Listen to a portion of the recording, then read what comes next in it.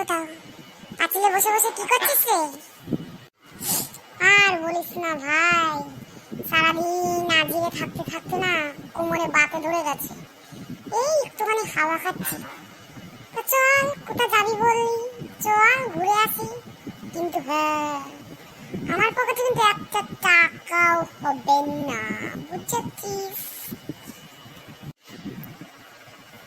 আমি জানি তোর কাছে একটা টাকাও হবে না।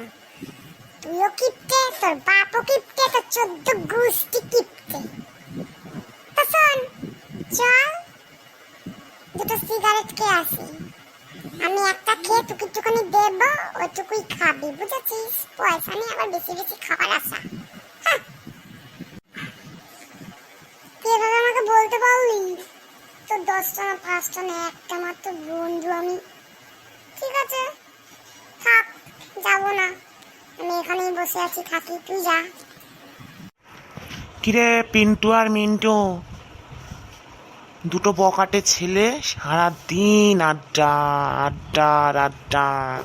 আর আম গাছের তলায় বসে আছিস, যদি একটা আম চুরি করেছিস না, তোদের বাবাকে গিয়ে নালিশ জানিয়ে আসবে, বুঝেছিস?